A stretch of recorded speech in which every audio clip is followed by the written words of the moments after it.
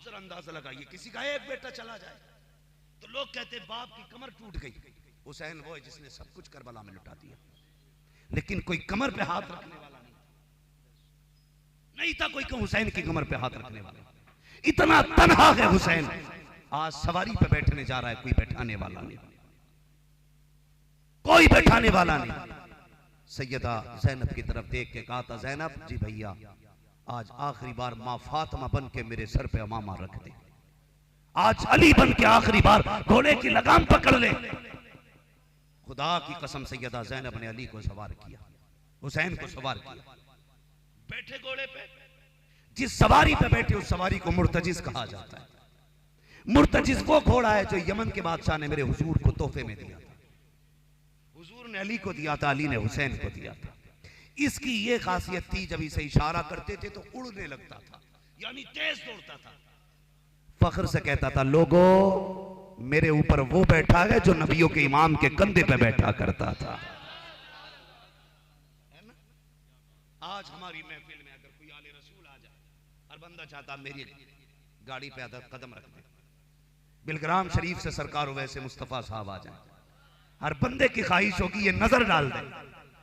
हाँ, लोग गाड़ियां एजेंसी से निकाल के आगे पीछे घूमते कि ये बंदा पैर रख दे, और ये मैंने भी देखा, वो जहां पैर रख देता है, सूखे में पैर रखते अल्लाह हरियाली उगा देता है। ये आज भी अली के असली बेटों की पहचान है। हाँ, हर बंदा चाहता है कि मेरे घर में आ जाए। मैंने जीरो से हीरो होते देखे लोग, जिनके घर में खानों के लाले थे, उन्होंने कदम क्या रखे, अब वो आधी दुनिया को खिला रहे।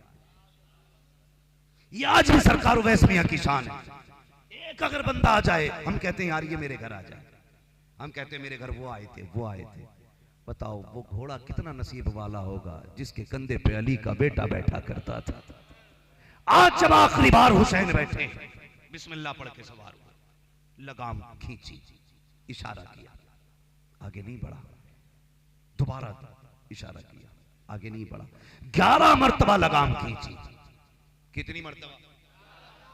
सारे बोले कितने? पीछे वाले नाराज हैं। कितनी मरतबा? 11 मरतबा लगाम खींची।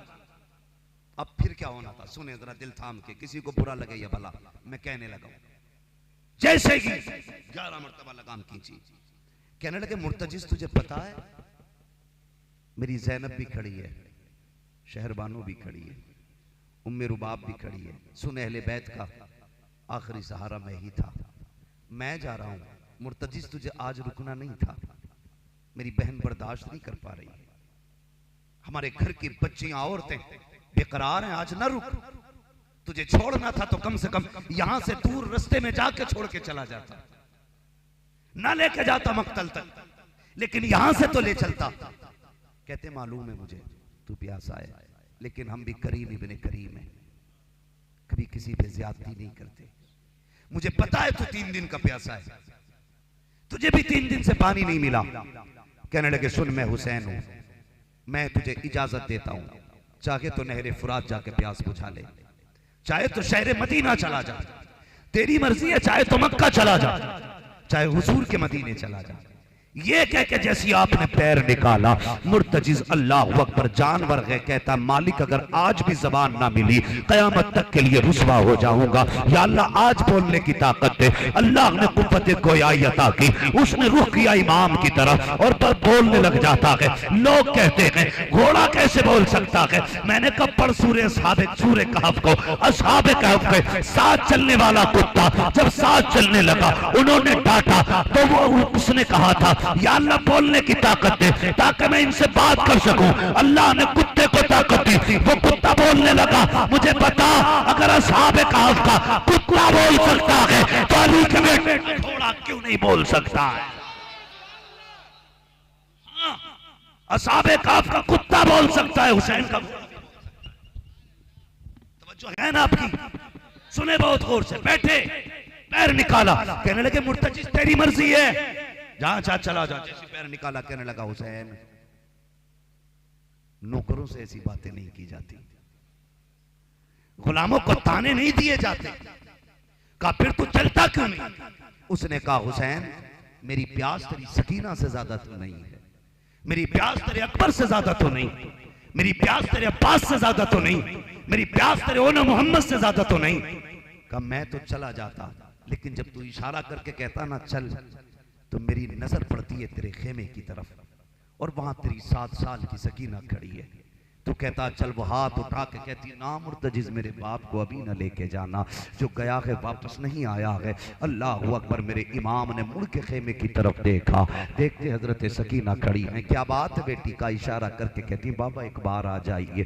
बाप का बेटी से प्यार बड़ा अनोखा होता है, अगर तजर्बा ना किया हो तो करके देख लेना। खुदा की कसम खा के कहता हूँ, बेटी भले 1 साल की हो, तुम कितने भी थक के आ जाओ घर में, बेटी को सीने पे लिटा लो, उसके कदमों की ठोकरों से अल्लाह थकन उतार दिया करता है। अगर तुम परदेश से आया करते हो, तुम्हारा बेटा भी सो सकता है, बीवी भी सो सकती है, लेकिन बेटियां नहीं सोया करती हैं। उन्हें पता चल जाता है बाप आने वाला है, तो वो सोया नहीं करती हैं, बल्कि रात भर जागा करती हैं। वो सोचती हैं अगर सो गई तो दरवाजा कौन खोलेगा, अगर बाप आए तो रात को रोटी ताजा बना के कौन देगा। तुम भी जानते होगे अजीब रिश्ता होता है बहन बेटियों का। जब तुम स्कूल जाया करते हो, स्कूल से आने के बाद तुम ड्रेस उतार के फेंकते हो, तुम्हारा जूता कहाँ है तुम्हें नहीं पता, टाई कहाँ है तुम्हें नहीं पता, ड्रेस कहाँ है तुम्हें नहीं पता, लेकिन अगले दिन वक्त पे ड्रेस के साथ कपड़े मिल रहे हैं, साफ हुए जूते मिल रहे हैं, वक्त के साथ सारी ड्रेस तैयार है, और कपड़े पहनने के बाद भी अगर तुम स्कूल जाने लगते हो, तुम्हारे पैर पे जूते पे मिट्टी लग जाए, कहो बहन मिट्टी लग गई है, कोई कपड़ा तलाश कर,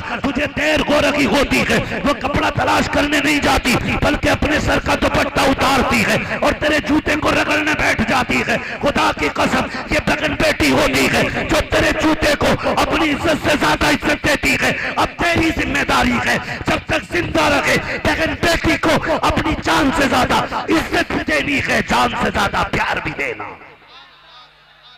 देंगे इंशाल्लाह, बोलो देंगे इंशाल्लाह। सिर्फ लंगर से काम नहीं चलेगा। दुनिया लंगर खा के जाए तो क्या मजा, तो तब है तेरे लंगर पे दुनिया खाए, उससे पहले तेरे लंगर पे तेरी बहन की दावत हो चुकी हो, तेरी बेटी की दावत हो चुकी हो। मैं गया कई जगह, ऐसी जगह दुआ के लिए बुलाया गया, दुआ कर दो लंगर है, गया कहने लगा 9 दिन से लंगर चल रहा है, क्या हुआ? दुनिया कारी, अल्लाह का शुक्र है चूल्हा नहीं बुझा। एक ने कहा दुनिया खा के गई, इससे पूछ इसका बाप आया कि नहीं दम लंगर में। ये है हमारी कड़वी सच्चाई। हम दुनिया को लंगर तो खिला देते हैं, लेकिन बाप को एक वक्त की रोटी देने तैयार नहीं होते। हुसैन राजी होंगे इस लंगर से? यानी बाप एक अजनबी बन के घर में पड़ा रहे और उस कोने का इंसान तेरा मेहमान बन के खा के जाए। गैरत तो आती है ना, कुछ भी आनी चाहिए ना, आनी भी चाहिए। सुन, भले 10 दिन का लंगर न कर, हुसैनियत ये कह कि तो वक्त की माँ बाप को इज्जत से रोटियां खिला दिया करो। खिलाएंगे इंशाल्लाह, सारे बोलो इंशाल्लाह। माँ बाप की इज्जत करना। अगर माँ बाप को रोटी ना दे सके तो तुम्हारे लंगर से कोई फायदा नहीं। पता चला बहन को 100 रुपए दवा के लिए नहीं है, उसके बच्चे कई दिन से बुखार में पड़े हैं और भाई के दरवाजे पे लंगर चल रहा है। आग लगे ऐसे लंगर को कि तेरी बहन बेटी दवा के लिए तरसती रखे और दुनिया खा के जाए। हुसैन को ज़ैनब ने और ज़ैनब को हुसैन ने करबला तक नहीं छोड़ा था। तू कौन है? तेरी औकात क्या है? हुसैनी वो है जिससे माँ बाप भी राजी हों, बहनें भी राजी करेंगे इंशाल्लाह। बहनों को राजी करेंगे। शादी के बाद इन्हें अजनबी न कर देना। ये बहनें, मैं आज भी दावे के साथ कह सकता हूं, जो सगा भाई काम नहीं आएगा वो बहन काम आ जाएगी। ये लिख लेना। जब दुनिया दरवाजे बंद कर देती तब बहन दरवाजे खोलती है, जब दुनिया दरवाजे बंद कर देती तब बेटियां बाप के लिए दरवाजे खोलती हैं। इसलिए बेटियों को कभी अजनबी न बनाना, बहनों को कभी अजनबी न बनाना। मुहर्रम की पहली तारीख आए, तेरा इरादा हो लंगर करने का, बहन को बुला, उससे कह इस दस्तरखान पे पहला लुकमा मैं बाद में खाऊंगा, आज पहला लुकमा तुझे खाना। फिर देख अल्लाह कितनी बरकतें दे। आज लोग कहते ताबीज दे दो, बरकत नहीं हो रही। बरकत आप ही होगी जब तेरे दरवाजे पे इंसान तो इंसान, कुत्तों तक को रोटी नहीं डाली जाती। हाँ, वो दौर कितना अच्छा था। सुबह होती थी हमारी माएं कुरान लेके बैठती थी, इधर कुरान पढ़ा जाता था, दीवार पे परिंदे आके बोलते थे, माए कहती थी मुबारक हो मेहमान आए हैं। वो कुरान छोड़ के परिंदों को दाने डालती थी। पहला रिस्क परिंदों को देते थे, जानवरों को देते थे। आज दरवाजे पे बैठे बैठे मां चली जाती है, बेटे के घर से एक कप चाय तक नहीं मिलती। सोचो जरा, रिस्क मिलेगा ऐसे? बरकत होगी ऐसे खाने में? अगर बरकत चाहते हो ना तो इन्हें बिठा के खिलाया कर, इन्हें बुलाया करो। नसीब वाले हैं जिनका परिवार है, वरना जिनके परिवार नहीं है वो तरसते परिवार के लिए। उनसे पूछो जो अकेले हैं दुनिया में, परिवार की अहमियत क्या होती है। आज हमने बखेर के रख दिया परिवार को। दौलत सब कुछ नहीं है, बहुत कुछ है दौलत, लेकिन सब कुछ नहीं। याद रखिएगा, अपनों के लिए दौलत छोड़ दो, दौलत के लिए कभी अपने मत छोड़ देना। अपनों के लिए दौलत छोड़ दो, लेकिन दौलत के लिए अपने नहीं छोड़ना। इसलिए कि और दौलत तो हाथ का मैल है, जब चाहोगे कमा लोगे। अगर भाई चला गया फिर नहीं मिलेगा, बहन चली गई फिर नहीं मिलेगी, मां चली गई फिर नहीं मिलेगी। अफसोस तो होगा लेकिन मिलेंगे नहीं, कितने भी आंसू बहा लो। दौलत के दौर आते जाते रहते हैं, रिश्तेदारियां बार बार नहीं मिलती हैं। अपनों की कदर करना। पूछ करबला में हुसैन से अपने क्या होते हैं। क्या कहा था सकीना ने? अब्बा उतर के आइए ना। हुसैन कहते हैं बेटी ऐसी बता दो ना। कहा मैं रोकूंगी नहीं। अकबर गए, मैंने रोका नहीं था। कासिम गए, मैंने रोका नहीं था। अब्बास गए, मैंने नहीं रोका। आपको भी नहीं रोकूंगी। कहा बेटी फिर? कहा बा मैं वो हूं जो तेरे सीने पे सर रख के सोती हूं। एक बार उतर के आओ ना, मुझे प्यार करना है। मेरे हुसैन सवारी से उतरे। उतर के जब चलने लगे ना तो दिल में आया हुसैन के आज बेटी को इतना प्यार करूंगा कि प्यार कभी कम ना पड़े। और दूर से बाजू फैला दिए, लेकिन बेटी बेटी होती है। हजरत सकीना कहने लगी ना बाबा हाथ ना फैलाइए। कहा क्यों? कहा सुबह से 71 लाशें उठा चुके हो, बाजू थके हुए हैं आपके, मैदान करबला जा रहे हैं। मैं बेटी हूं, अपना बोझ उठाने का दुख मैं आपको नहीं दूंगी। का फिर का झुक जाइए। अब्बा अगर मेरा कद बड़ा होता ना मैं ये तकलीफ भी ना देती। कहा फिर? का झुक जाइए। अल्लाह अकबर। मेरा इमाम हालत रुकू में आया है। अजीब मंजर था करबला का, जब बेटी ने बाजुओं का हार बना के बाप के गले में यूं डाला है और डालने के बाद बेटी ने बाप का माथा चूमा। हुसैन खामोश रहे। दाना रुखसार चूमा, हुसैन खामोश रहे। पाया रुखसार चूमा, हुसैन खामोश रहे। लबों को चूमा सकीना ने, हुसैन खामोश खड़े हैं। गले को चूमा सकीना ने, हुसैन खामोश खड़े हैं। सीने को चूमा सकीना ने। अब हुसैन बर्दाश्त न कर सके, कहते ओ मेरी बेटी सकीना, ओ मेरी लाडली बता तो सही इतना प्यार किस लिए कर रही हो? इस प्यार की वजह क्या है? अल्लाह अकबर। हजरत सकीना ने सुना, कहती हैं अब्बा मैं देख रही हूँ अकबर गए सबने प्यार करके भेजा था, कासिम गए सबने प्यार करके भेजा था, ओनो मोहम्मद गए सबने प्यार करके भेजा था, ओनो मोहम्मद के बाद सारे गए सबको प्यार करके भेजा गया। मेरा बाबा जा रहा है, कोई चूमने वाला नहीं है, कोई प्यार करने वाला नहीं है। अब्बा मैं जो प्यार कर रही हूँ, कहती बाबा मेरा इतना प्यार ये मेरा नहीं है। कहा फिर? कहा ये जो मैंने माथा चूमा है ये किसी और का बोसा नहीं, ये नाना मुस्तफा का बोसा है। तेरे दाने रुखसार को चूमा है, ये बाबा अली का बोसा है। बाएं रुखसार को चूमा है, ये माँ फातिमा का बोसा है। तेरे लबों को चूमा है, ये चाचा हसन का बोसा है। तेरे गले को चूमा है, ये मेरा बोसा है। का सीना क्यों चूमा? का ये न पूछ बर्दाश्त न कर सकोगे। का पता ना बेटी। कहते हैं सुनो बाबा अगर पूछना चाहते हो तो ये जो सीना चूमा है ये किसी और का बोसा नहीं, वो जो मदीने में तेरी बीमार बेटी रह गई थी ये उसी सुहरा के बदले का बोसा है। अल्लाह अकबर। का किस लिए? ये कैसे? का रात को सोई थी, ख्वाब में मदीने वाली बेटी आई थी, उसने आके कहा था सकीना जब बाप जाते होंगे शाम का वक्त होगा पलट के नहीं आएंगे तो सबके बदले का प्यार करेगी, मेरे बदले का प्यार बाप के सीने पे कर लेना। अल्लाह अकबर। मेरे हुसैन ने इतना सुना, रुख किया मदीने शरीफ की तरफ। चंद आंसू के कतरे बहे, बेटे सवारी पर बेटी को अलविदा कहा, मैदान करबला गए, खुतबा इरशाद फरमाया, किसी की तकदीर ना बदली। आखिर कहने लगे चलो मर्जी है तुम्हारी, का हाथ नहीं, हाथ चाहिए या सर चाहिए। हुसैन कहने लगे हाथ तो नहीं मिलने वाला,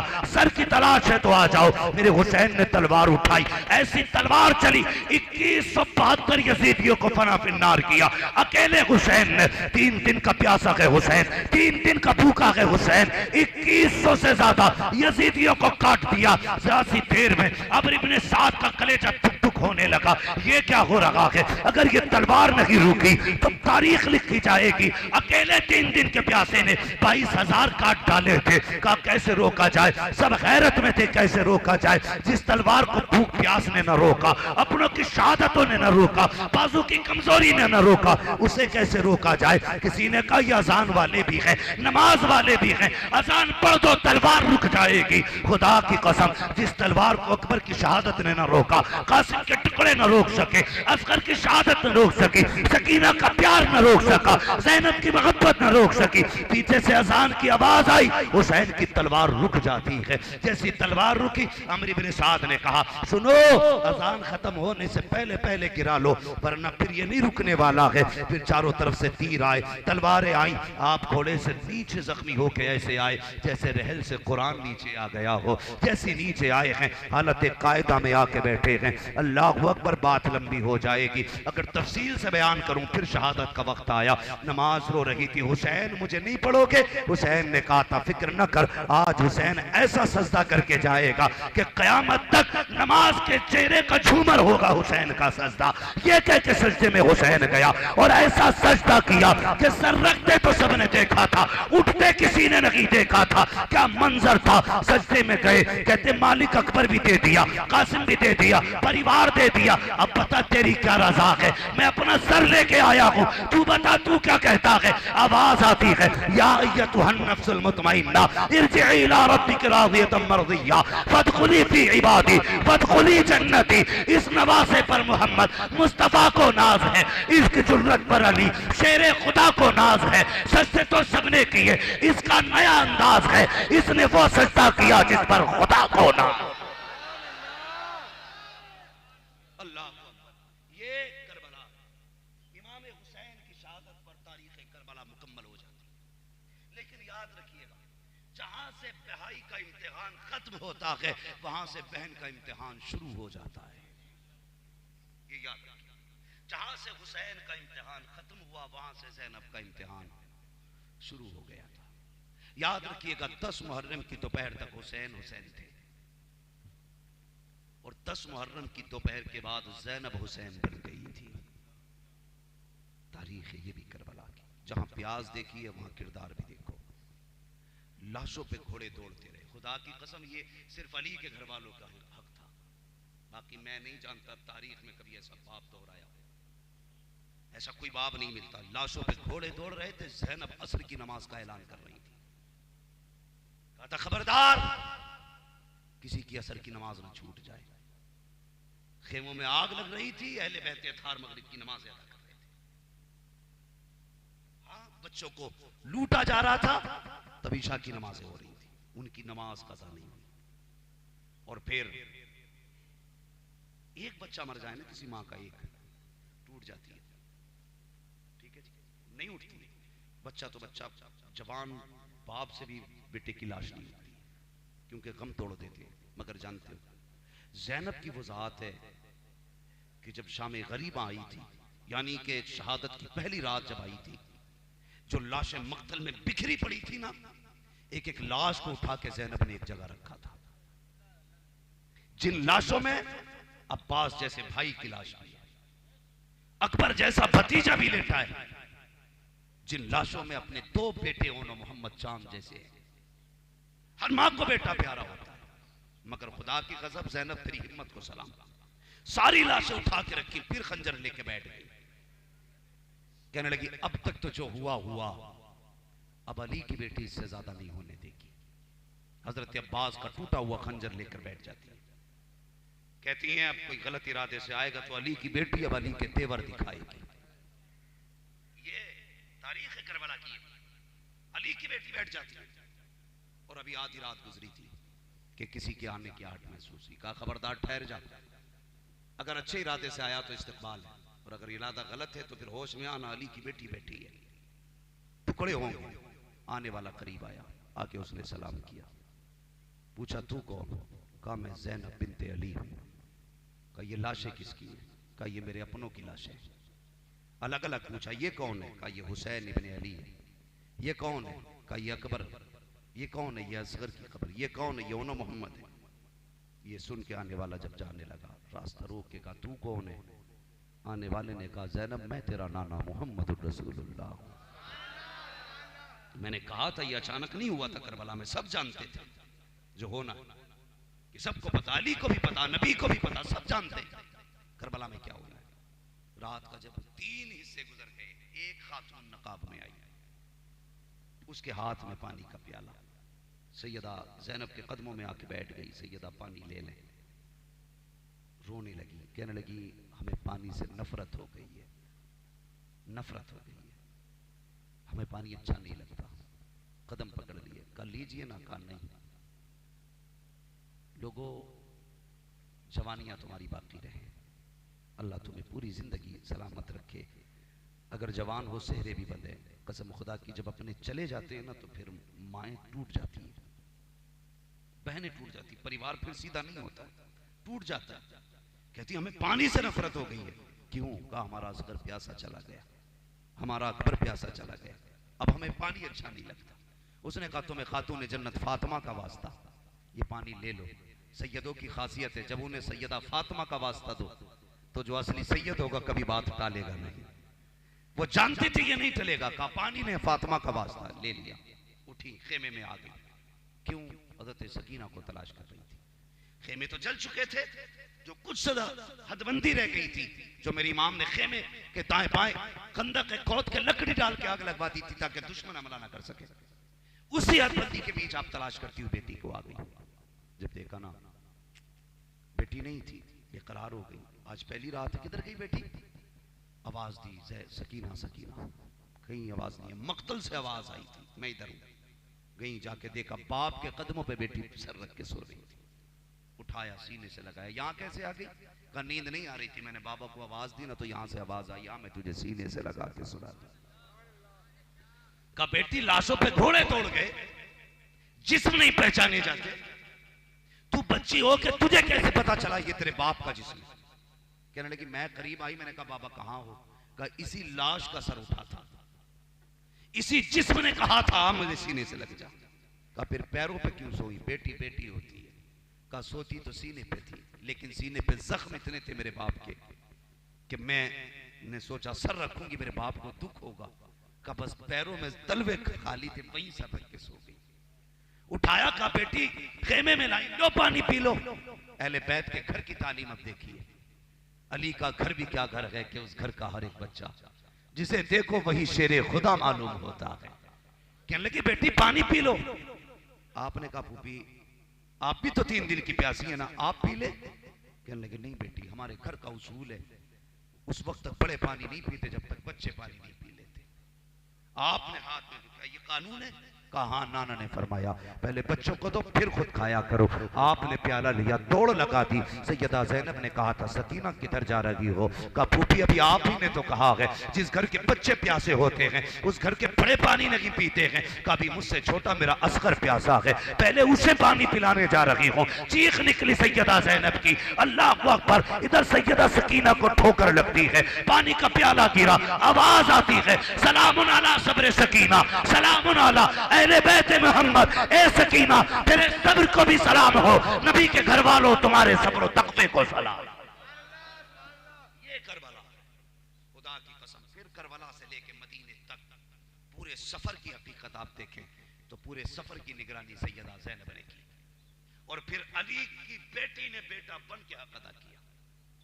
यजीद के दरबार में खड़े होकर खुतबे की बारी आई थी तो हाथ उठा के दुआ की थी, मालिक मुझे ऐसी आवाज दे कि आज ज़ैनब की आवाज का पर्दा रह जाए। अल्लाह ने वो ताकत बख्शी। सैयदा ज़ैनब ने जो खुतबा दिया तो पूरे दरबार में लर्जा तारी था, लहजा हजरत अली वाला था। हैरत थी, ये कौन है? नाबीना साहब ही बैठे, करवट वाले से कहने लगे आज यार मेरी अली से मुलाकात करा दे। कहा क्यों? कहा लगता है दरबार में अली आ गए हैं। उसने कहा चुप हो जा, अली नहीं, आज अली की बेटी खुतबा दे रही है। ये सैयदा ज़ैनब का किरदार था, और तारीख के अंदर उम्मुल मसाइब सैयदा ज़ैनब को कहा जाता है। ये वो जात है जो सब कुछ लुटा के आई है, मुस्तफ़ा का दीन बचा के लाई है। मैं इसलिए कहता हूं बचा के कूफे से आबिद को लेके आई है, कमर पे बारे इमामत उठा के लाई है। अली की बेटी को झुककर सलाम करी सलाम, तेरी अमानतें घर तक बचा के लाई।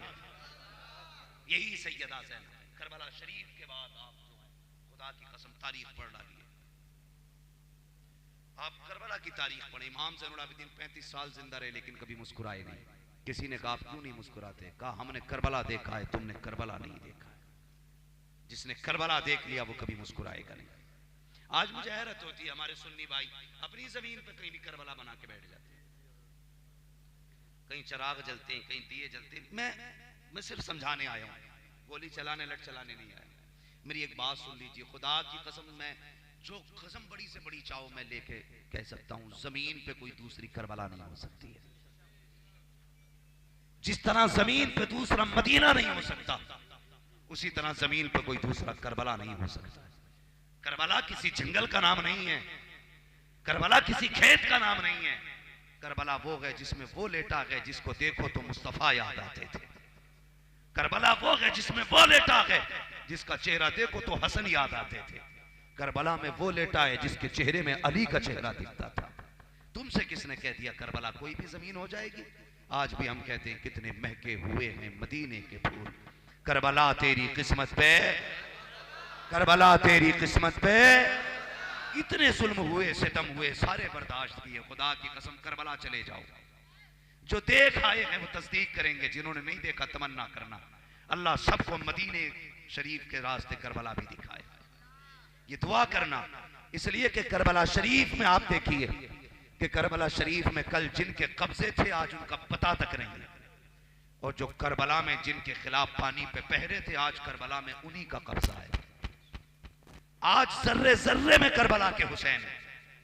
और रह गई नहरे फुरात की बात, ये तो हम दावे के साथ कहते हैं, अगर हुसैन होठ लगा देते तो सुन्नी जिस तरह जमजम से प्यार करता है ना, उसी तरह नहरे फुरात से प्यार करने लग जाता। ये तो नसीब है जमजम का कि वो इस्माइल की ठोकर से निकला। ये बदनसीबी है नहरे फुरात की कि हुसैन के होठों तक न पहुंच सकी। वरना खुदा की कसम फुरात, अगर तू हुसैन के लबों तक पहुंच गया होता तो हर घर में आज तू तबर्रुक के तौर पर रखा।